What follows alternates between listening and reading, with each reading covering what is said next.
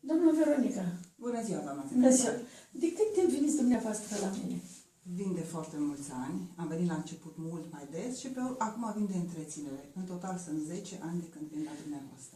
Acum, eu nu vreau să spun cu ce boală ați venit dumneavoastră. Dacă vreți dumneavoastră să spuneți, puteți spune.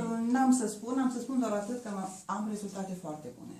Și atunci, totdeauna, de câte ori vin la București, îndrăznesc să sun și să mă programez la doamna Zenaida, pentru că eu am văzut și văd rezultate foarte bune.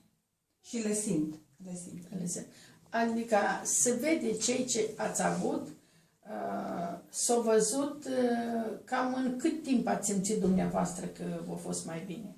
La început veneam și câte 10 ședințe. Asta dura poate un an, 2 și pe urmă am venit la întreținere de fiecare dată. De câte ori am ocazia să vin la București, prima dată sun la doamna Zenaida să vin pentru că mă ajută foarte mult. Simt. Sunteți mulțumită, da? Foarte mulțumită. Dacă nu mai veneam pentru că vin de așa un loc de departe, vin foarte departe, dar vin cu drag știind că rezultatele sunt pe măsură. Doamne ajută! Doamne ajută la toată lumea și... Da. Adică v-am întrebat că, știți, foarte multă lume vine 10 ședinți, 5 ședinți, doamna Zenaida, dar când mă fac bine? Da, mă fac bine? Da, sunt bine de acum. Dom'le, fiecare boală contează și trebuie să o întreții, boala vine încet și trebuie să se ducă încet.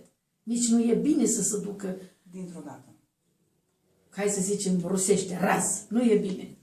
E bine încet. Răbdare. Da. Și faptul că omul se simte mai bine și se văd rezultate, e un lucru extraordinar. Deci poate că niciodată nu să putem fi cum a fost, că nu avem cum. Dar faptul că reușim să depășim anumite momente mult mai ușor și să ne simțim mai bine decât am venit, este un lucru foarte bun. Deci nu putem să fim din nou așa cum ne-am născut, cu toate în regulă. Bine. Vă pup și eu. Doamne ajută! Mă gândesc la dumneavoastră tot timpul, da? Și eu. Vă mulțumesc. Vă pup, Doamne ajută!